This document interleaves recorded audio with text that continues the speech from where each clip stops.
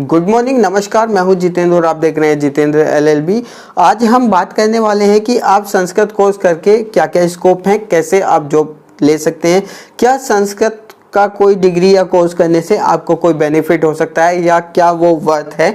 इन सभी चीज़ों पर आज इस मुद्दे पर बात करेंगे, क्योंकि अभी में जो है सभी बच्चों के एग्ज़ाम हो चुके हैं या होने वाले हैं और वो अपने कैरियर की एक नई राह पर चलेंगे। तो हम आपको इस वीडियो का मकसद है कि जिससे कुछ सजेशन बच्चों को मिल जाए। तो आज चलिए हम वीडियो को शुरू करते हैं और आगे वीडियो में क्या क्या चीज़ें हैं वो सारी चीज़ें कवर कर लेते हैं। दोस्तों, जैसा कि सबको पता है कि संस्कृत जो है एक प्राचीन भाषा है, बहुत पुरानी भाषा है। हिंदू धर्म के बहुत सारे ग्रंथ जो है संस्कृत में लिखे गए हैं और बहुत सारी चीज़ें जो है संस्कृत में समझी जाती हैं और की जाती हैं।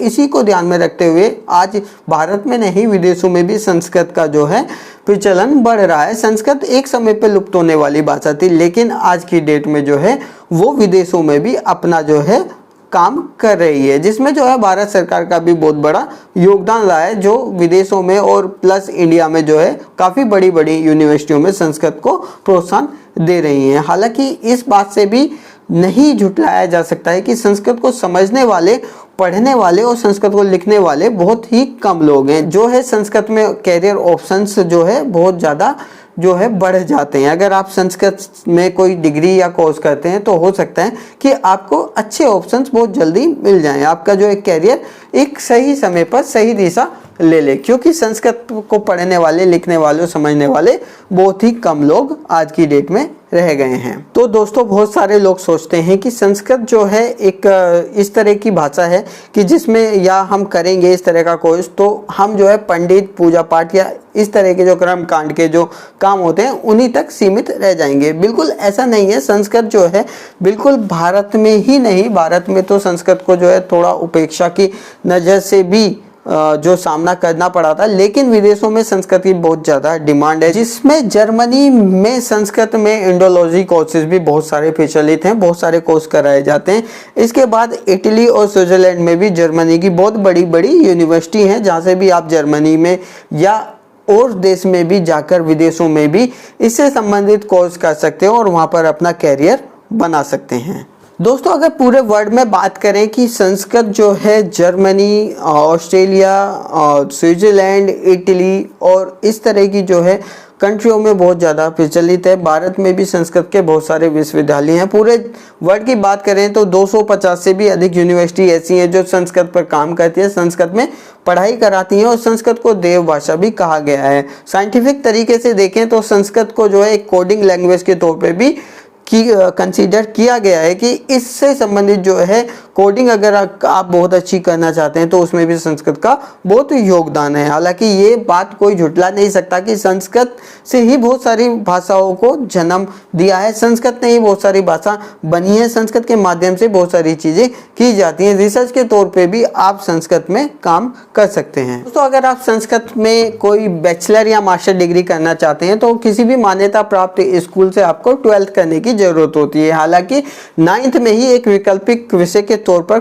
संस्कृत को कंसीडर कर लिया जाता है, जिसमें 9th और 10th में संस्कृत को पढ़ाया जाता है। और आप बिल्कुल इस स्ट्रीम के साथ आगे बढ़ना चाहते हैं तो आप एक सब्जेक्ट के तौर पर 11th और 12th में जब संस्कृत को कंसीडर करते हैं, लेते हैं, तो जब आप 12th कर लेते हैं 50% मार्क्स के साथ, तो आप किसी भी पूरे सब्जेक्ट को कंसीडर करते हुए स्पेशलाइजेशन के तौर पे संस्कृत में BA कर सकते हैं, जिसको बैचलर ऑफ आर्ट बोला जाता है। इसके बाद आगे की बात करें तो आप MA मास्टर ऑफ आर्ट भी कर सकते हैं संस्कृत में, और आप आगे UGC नेट की तैयारी करके, नेट को क्वालिफाई करके PhD या रिसर्च भी कर सकते हैं। दोस्तों, अब बात आती है कि अगर संस्कृत से संबंधित कोई डिग्री या कोर्स या BA या MA कुछ ऐसा करना चाहते हैं तो कहाँ से करें। इग्नो और दिल्ली यूनिवर्सिटी के साथ साथ बहुत सारी ऐसी यूनिवर्सिटी हैं जो हमारे देश में संस्कृत की एक वैलिड डिग्री और बहुत अच्छी यूनिवर्सिटी, बहुत बड़ी बड़ी यूनिवर्सिटी हैं जो संस्कृत में कोर्स कराती हैं। तो वीडियो में ऐसे बताना तो मुमकिन नहीं होता है,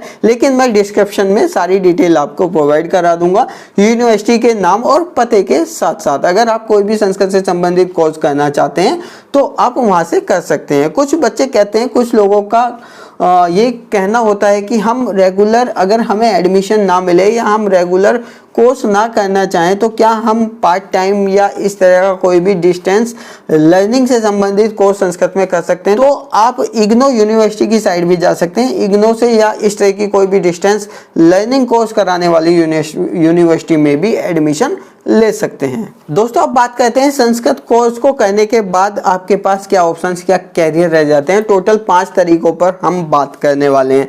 जैसा कि पहले अगर आपने हाई स्कूल 9th या 10th से ही संस्कृत को पढ़ा है और आपकी अच्छी समझ है संस्कृत में, जिसमें आप जो है अच्छे तरीके से संस्कृत को समझते हैं, पढ़ते हैं, लिखते हैं, तो आप 12th उसी से करेंगे। इसके बाद आप BA करने के बाद जो है किसी भी टीचिंग प्रोफेशन में अपना कैरियर बना सकते हैं। साथ के साथ पढ़ाई के साथ साथ आप पढ़ा भी सकते हैं संस्कृत को। आप जो है MA कर सकते हैं, हालांकि PhD तक जा सकते हैं। PhD करने के बाद आप रिसर्च के तौर पे भी काम कर सकते हैं। इस तरह का आप टीचिंग का, अगर आपका इंटरेस्ट टीचिंग में है तो आप टीचिंग में भी अपना कैरियर बना सकते हैं। दोस्तों सेकंड नंबर पर बात करेंगे कि अगर आप संस्कृत में PhD करना चाहते हैं, संस्कृत में आगे बहुत ही अच्छा कैरियर बनाना चाहते हैं, तो आप PhD की तरफ भी जा सकते हैं, जिसमें आपको नेट क्वालिफाई करना होता है। नेट अगर आप JRF नेट करते हैं तो आपको आर्थिक मदद भी मिल जाती है, स्कॉलरशिप पर आपको PhD कराई जाती है। PhD करने के बाद आप एक संपादक, लेखक या कवि या एक रिसर्चर के तौर पे काम कर सकते हैं। हालांकि टीचिंग का ऑप्शंस तो आपके सामने खुला होता है, आप टीचिंग तो कर ही सकते हैं। एक बड़ा विश्वविद्यालय या इस तरह के किसी भी बड़े स्कूल या कॉलेज में आप टीचिंग में अपना कैरियर बना सकते हैं और वहां पर जो है ये कैरियर ऑप्शंस आपके लिए अवेलेबल होता है। दोस्तों अब तीसरे नंबर पर बात करते हैं कि अगर आप संस्कृत में PhD कर लेते हैं तो आप एक रिसर्च के तौर पे काम कर सकते हैं, जिसमें जो है योग, साधना या फिर काव्य या कहें तो आप जो है एक रिसर्चर के तौर पर, किसी भी संपादक के तौर पर, या कहें तो आप आयुर्वेद में भी अपना एक जो है अध्ययन कर सकते हैं। इस तरह के किसी भी चीज़ में आप अपने कैरियर को बना सकते हैं और अपने जो है इस तरह के ऑप्शन जो है आपके सामने हमेशा ओपन रहते हैं। आप अपनी संस्कृत में आपकी कितनी रुचि है, आप किस कैरियर को चुनना चाहते हैं, ये डिपेंड आप ही पर करता है। दोस्तों टॉप यूनिवर्सिटी या कॉलेजों में आप जब संस्कृत का अध्ययन करते हैं आप इंडोलॉजी सब्जेक्ट को भी चुन सकते हैं, जिसमें जो इंडोलॉजी सब्जेक्ट कौन कौन से होते हैं, किसमें आप अपना कैरियर बना सकते हैं। आप अपना अर्थशास्त्र, सौंदर्य शास्त्र या ज्योतिष शास्त्र या वास्तु शास्त्र, इस तरह के टॉपिकों को आप चुन सकते हैं, जिसमें आप किसी भी म्यूजियम में आसानी से आपको जॉब मिल सकती है, या आर्कियोलॉजिस्ट के तौर पर आप कहीं भी किसी संस्था के साथ या किसी कंपनी के साथ काम कर सकते हैं। इस तरह के ऑप्शंस हमेशा आपके साथ बने रहते हैं अगर आप इस तरह का संस्कृत में अध्ययन करके या कोई डिप्लोमा करके अपना कैरियर बनाना चाहते हैं। दोस्तों 5वें नंबर पर हम बात करते हैं कि जब आप संस्कृत भाषा का गहन अध्ययन करते हैं तो आपको जो है पांडुलिपि यानी कि मैनुअल स्क्रिप्ट की अच्छी नॉलेज हो जाती है, जिसमें आप जो है वेद या इस तरह के जो ग्रंथ हैं जो संस्कृत भाषा में हो उनको ट्रांसलेशन का काम कर सकते हैं। संपादक के तौर पे भी काम किया जा सकता है और एक अच्छे लेखक के तौर पे भी काम कर सकते हैं। अगर इस तरह का आप कोई भी कैरियर चुनना चाहते हैं या इस तरह की आपकी कोई भी रुचि है तो आप जो है संस्कृत भाषा का चयन कर सकते हैं। और अगर आप अध्यात्म में या योग या साधना इस तरह की कोई चीज़ों में बहुत ज़्यादा रुचि रखते हैं, कर्म कांड में बहुत ज़्यादा रुचि रखते हैं, तो आपको संस्कृत पढ़नी चाहिए। दोस्तों बात आती है कि संस्कृत की डिग्री या कोर्स करने के बाद पैकेज कितना लग सकता है। जैसे कि कॉर्पोरेट फील्ड में जो है प्राइवेट कंपनियों में और इंजीनियरिंग करने के बाद या कोई भी इस तरह का जो बड़े संस्थान से कोर्स करने के बाद पैकेज लगते हैं, क्या वो संस्कृत में पॉसिबल है?